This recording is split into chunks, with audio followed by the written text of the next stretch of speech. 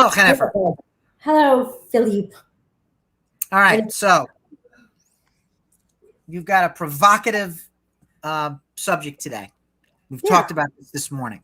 It's funny because I have gone like full circle on this topic, because there was a time when you would bring up staging, not you, but anybody, and I would roll my eyes.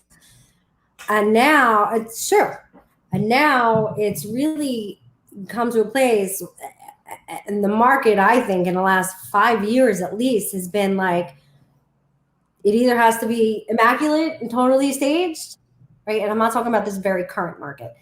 Immaculately and current and totally staged, or it has to be a complete piece of crap. And the stuff in between really didn't do as well. Whether that be offers way under asking, on the market for a lot longer than other things. So that has changed, right? Houses need to be staged, in my opinion. Okay, so we're not going to get a lot of disagreement on this one. I will take a little bit of a devil's advocate position with you, because that's how we do things around here. So there is a case to be made that in this market, there's a fairly good argument against standing on your head to prep the house, because when you put it on the market, it's going to pop within 72 hours, most cases anyway. So standing on your head to stage and do all these things, really not going to matter, because it's still going to sell, because we're in a cartoonishly altered, skewed seller's market. I think I coined the phrase, there's nothing you can do to add more value to your house than put it on the market right now. Nothing. So I agree with you. However, this is a very specific moment in time. And also, I won't say that doesn't mean you couldn't get more money. Okay. Regardless, just because it sells quickly doesn't mean it wouldn't have sold for more money. Hey, if you put a crappy house on the market, not a crappy house, a house that has bad color themes, is cluttered, the furniture's all over the place, you put it on, you got 10 offers over asking price. How do you know it wouldn't have sold for more had you staged it? How do you know that? You don't have a crystal ball. No matter the market, I think we can all agree that it's best to put your best foot forward. So here's the thing. Let me backtrack on my own evolution with staging. Okay. Yeah. The first stager that I ever spoke with walked into a client's home and was like, ew. What? Yeah. Like, no. And she basically tried to make her value proposition, I'll make your house unicky. And was this an upstate person? Like when you were it was a client in southern Westchester County who said she was also a stager. And I thought, okay, well, I do business with people who do business for me, so let's have you look at a listing and everything like that. So this is probably about 10 years ago. In walks our favorite stager, Marie Graham, into my office, who I knew from a long time ago when she grew up in the same neighborhood. And if it were not Marie, I would have told her to go pound sand because of that bad experience I had with the stager. And I sat with Marie, we caught up, and one of the many wise things that Marie said was that how you live in your house and how you sell your house are two very different things. And she proceeded to express an enormous amount of empathy for the disruption that is the life of a home seller. Right. And I thought, if I brought Marie into that house, the ew house, which wasn't ew, by the way, right? If I brought Marie in there, she would have had a better bedside manner. She would not have insulted the seller. She would have built value from a different point of view. She would have kind of what you like to do, sandwich it. This is a lovely home. Mm-hmm. Nothing is perfect. I can help you bring it closer to what the buyer wants. Things like that. So I've been a believer, I think, ever since. There is a little bit in me that is perhaps penny wise and pound foolish. And that is, we put something on the market, professional photography, the whole Megillah, stand on our head, 3D, blah, blah, blah, sells the first 4 days, $75,000 over asking price. And I have to ask myself, did I really need to spend all that money on all that stuff when location, they live nicely anyway? Did I really need to do that? Why couldn't I have just used the 20,000 megapixel camera on my iPhone and still get the same result? And I let the moment pass. Here's why. If I ever ask those people to vouch for me, and the person asking them in a different market says, well, did he do the professional photography? And they said, no, he didn't do any of that. And they'd be like, well, you're a ringer. You're not. So I think no matter what happens, you still have to put your best foot forward. That is my own evolution. Yeah. I mean, so this market, which we're all predicting will stabilize. Apparently I'm too far away from the microphone. You were a little echoey. This market that we're all predicting to stabilize, not crash, is still shifting. And so when the market starts to shift, sometimes you don't identify it immediately. I think, what was that stat? Hold on, I want that stat. The stat that I read, millennials will be responsible for 20 million additional households in the US by 2025. And staging has 100% come to be expected by this group. And I would have to assume that shift has already starting to take place, right? Because some of the shift is like you don't notice it, right? When an earthquake happens, it's all on the ground, all of that, boom. We don't want to be caught in the crack when that happens. I really think it's crucial to just like you said, but it's hard to explain to a seller because they have to spend the money, and it can be costly and it's stressful and all that stuff. But on the flip side, there's nothing you can do to your house to make it more valuable right now than to put it on the market, right? So how do you have that balance? Yeah, it's the cost of doing business. Tony Ruperto is going to love this, what I'm about to tell you. As much as we have historically loved to joke and tease about millennials and how they've ruined everything, millennials have kicked and forced the real estate industry to evolve, because when millennials show up to a listing in 2014 with an iPad and they know about the easement and the listing agent doesn't, we need to look in the mirror as an industry. So millennials expect floor plans. Millennials expect high resolution photography. Millennials expect 3D walkthroughs. Millennials expect you to put your best foot forward, because if you don't, is there deferred maintenance? Do you really want to sell? Is there a lack of motivation on this side? So hats off, actually, to millennials for mandating that the industry be better. Now, staging is not really the only thing that we need to do to prep a house. It's up there. Not every house needs staging, but you will maximize your value, in my opinion, if you do stage. There's other things, though. Now, you may have a different opinion, but if you do a pre-listing inspection, you will dodge a bullet later. Absolutely. Right?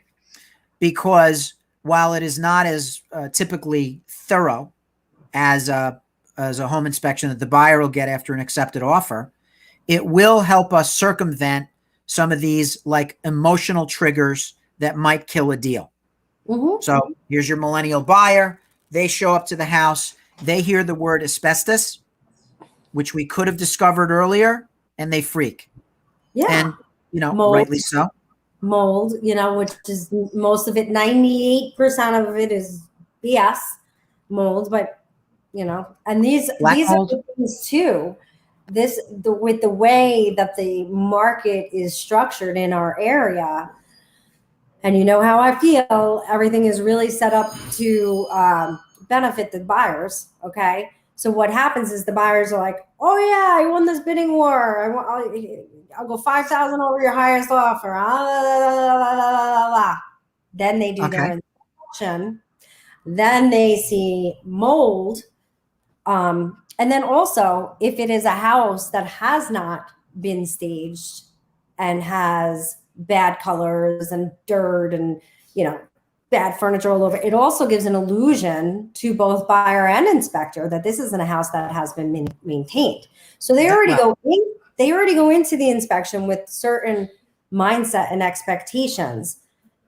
So they're looking deeper, in my opinion, so what happens then is they change their mind. Yeah. And they come down on their offer.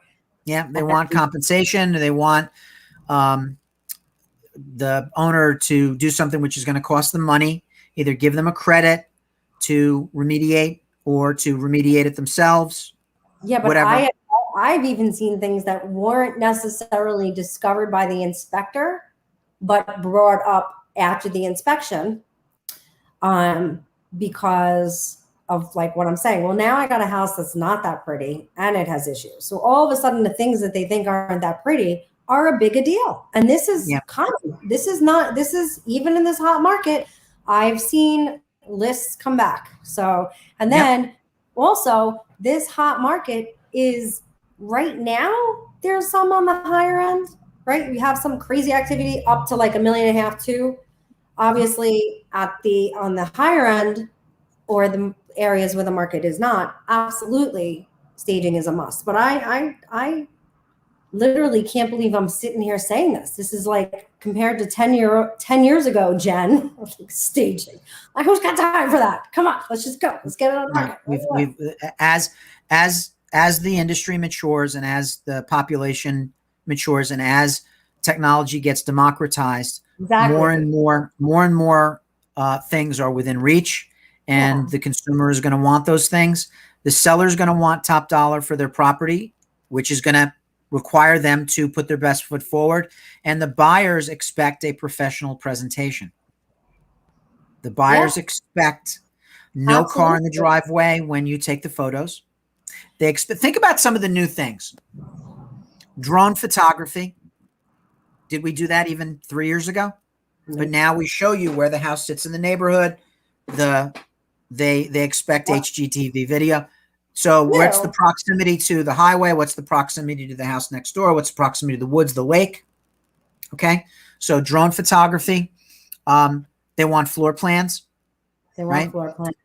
They want a 3D walkthrough. And the triumvirate of radon, mold, and oil.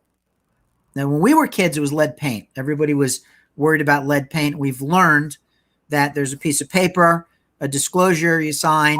Don't eat the house. Don't eat the window. Don't. I've cut back a lot. Don't do that.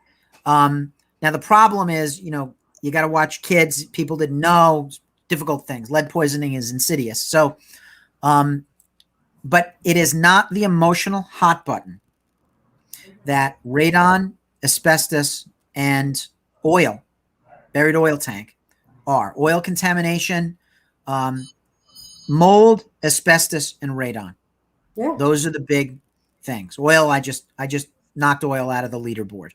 Oil, asbestos, mold, asbestos, radon.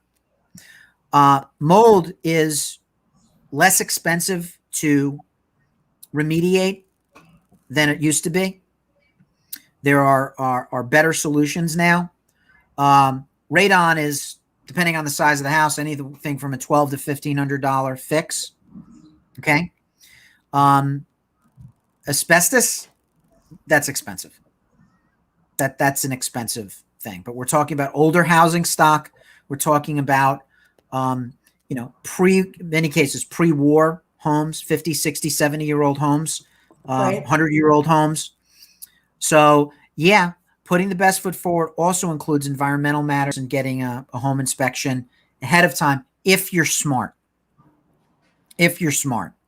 Well, and I'll just add that I want, honestly, if, like I said, if the house doesn't look good and then they go and do the inspection and then there's issues, it just compounds, Yeah. So the filter that they perceive things through is going to be far less charitable and lack context if they go in there prejudiced by the fact that the presentation is slovenly. A sharp presentation means that the people know that this one slipped through the cracks. You didn't know to test for radon or whatever. Let's fix this. But as whoever the magic keyboard person is, it is an emotional thing. It is an emotional purchase. They don't do it just because there's a new furnace.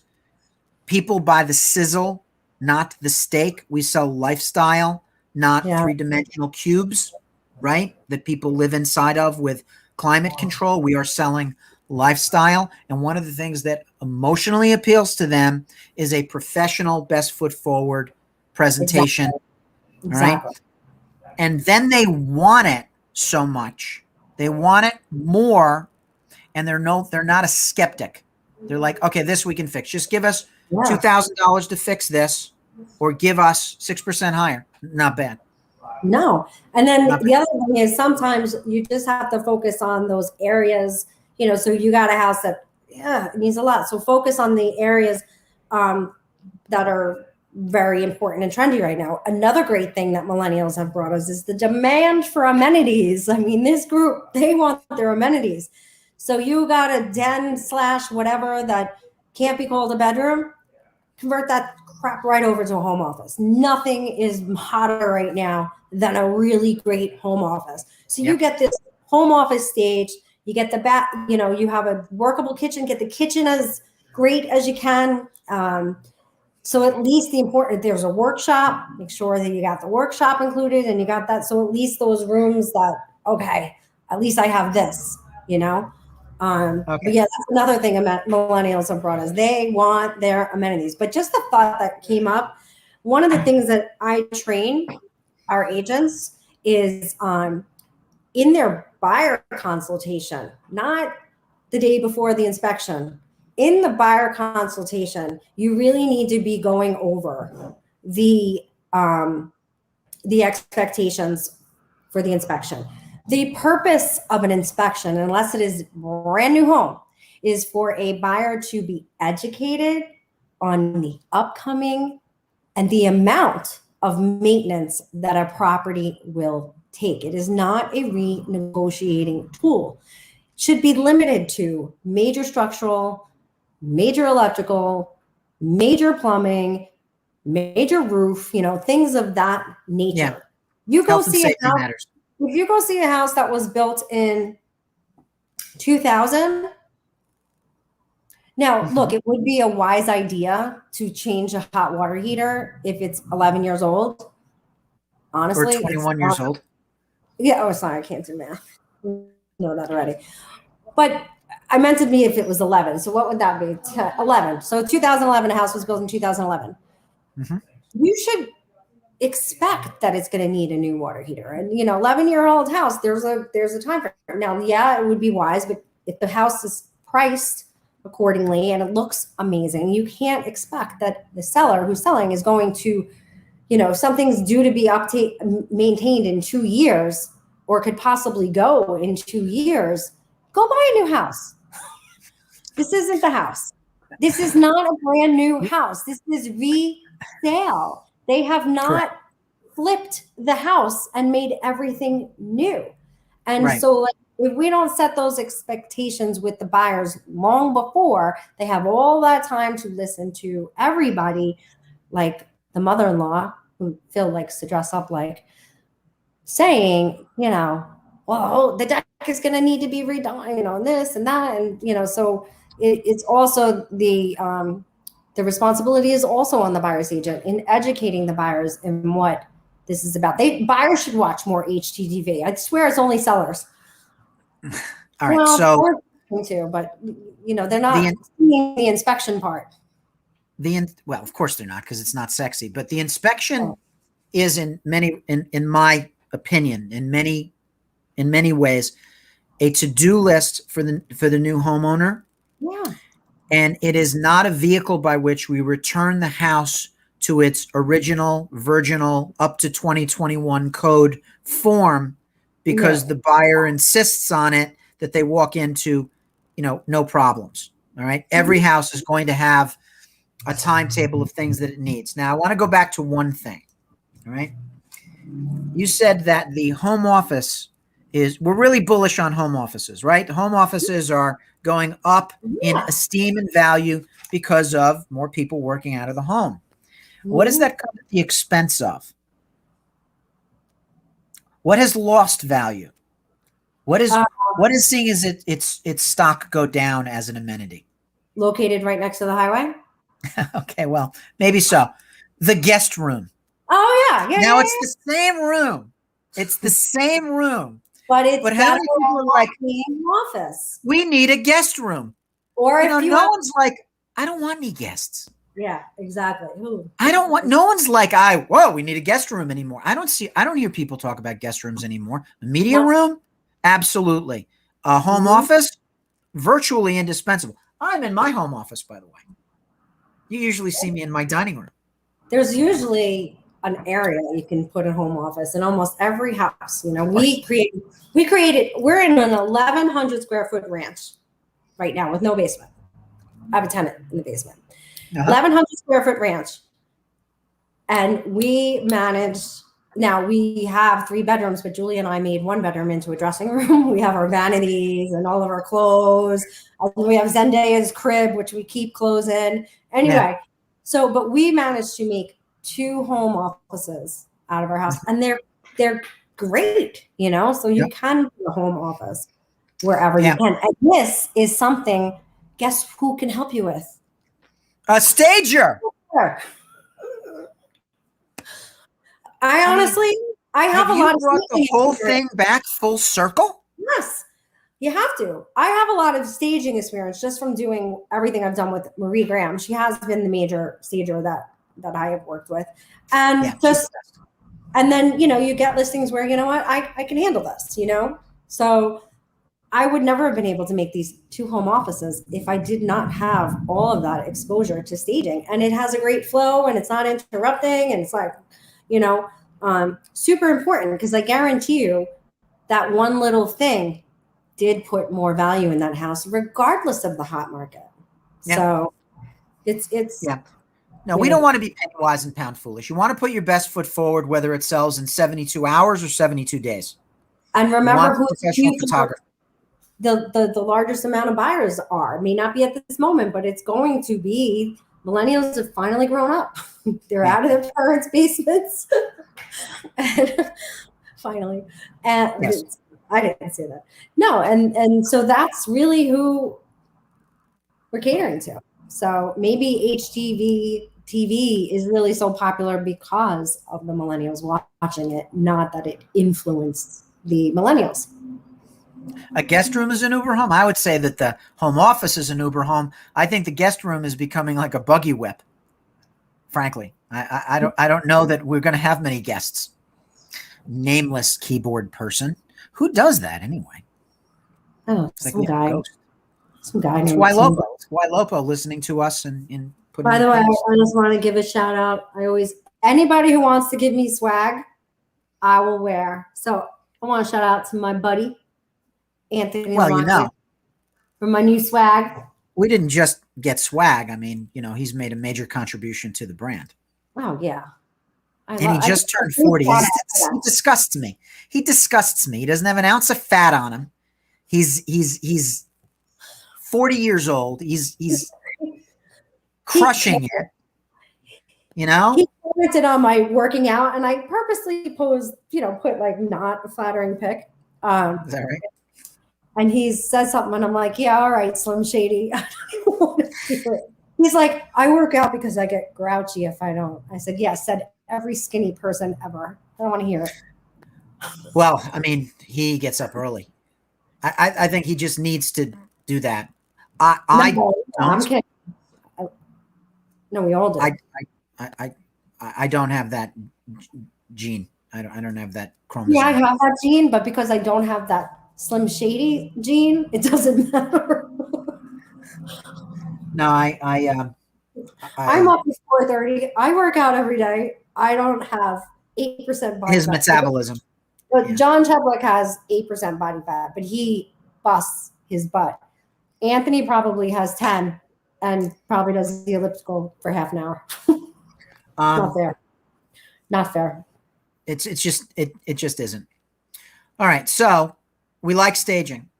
Even in this market, it's indispensable. We're at the point we have come full circle where we think it's absolutely just like how maybe 9 years ago, maybe a little less, we decided, I don't care what the listing is. Everything you started this before. Everything needs professional photography. Period. It's 100%.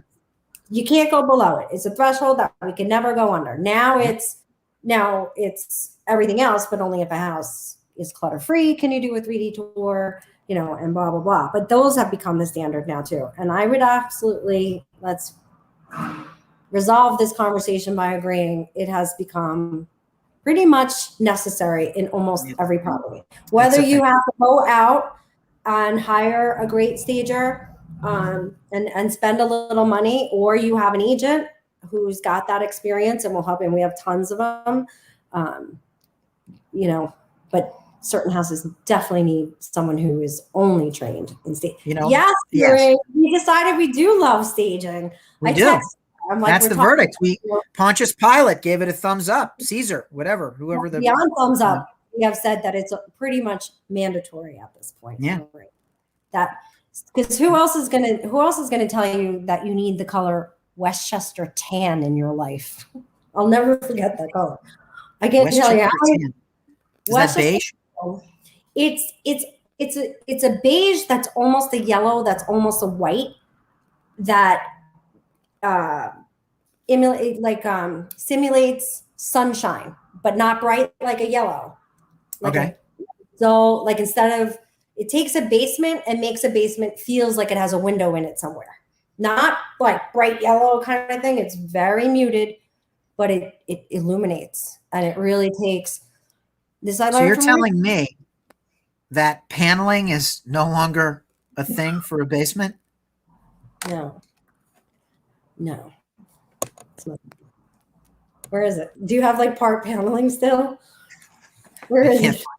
Marie, can you please go stage Phil's basement? I've done a good job. I don't just have one splotch behind me. I actually, did pretty good, but you can see the lines. Yes. You can see the lines. I think that might be Westchester tan. That's whatever was on sale 5 years ago. Just being honest. It's pretty close. Just being honest. All right. So put our best foot forward. We follow best practices. That is the way it is. Who's cutting corners, cut the broker, regardless of the right. Not even in this market. We do not cut corners. Not even in this market. It's not as easy as our industry is making it seem.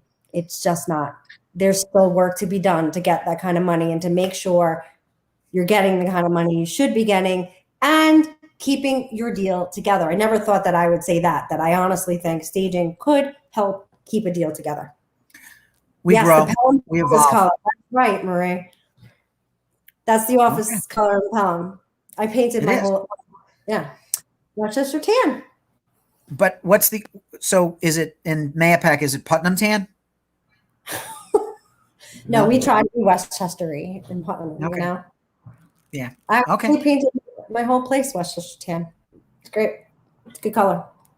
Today I learned what Westchester, I was today years old. I was 53 when I discovered the color Westchester tan. But did you know before Marie Graham, did you know that a paint color, now we know it could be so ugly or so this, but just a nuance of a shade or two of a paint color can completely transform a room. I would never have thought of that. We are visual creatures, and enormous amounts of research have gone into sight and sound for specific reactions from consumers. Yep. And leading with confidence starts with staging. Yes. And we don't stage with elevator music either. What are our thoughts about scented candles, like cookies? Fresh baked cookies, scented candles? I think that it's a little overplayed at this point. So I think people, Marie doesn't teach you to like have that going. Well, she does teach you to have some sense going. So that wouldn't exactly be true. But I think she typically wants you to bake something in the oven for real instead of the candles. But when I walk into a house that has that kind of a smell, I wonder what they're hiding. That's what I was just going to say. It's overplayed. What are they hiding? And like when everything is perfectly set and there's fake fruit and all, like when you go to a condo sales place or a townhouse or new construction and they have it all staged, you kind of do wonder that. So yeah, it's robots. Robots live here. Yeah. No, I think we probably covered all the points and we did good. All right. We feel good about this. All right. So Jennifer, good to finally talk to you today. And I'm sure we'll talk again next week. Yeah, I'll see you next Monday for sure. Toodles.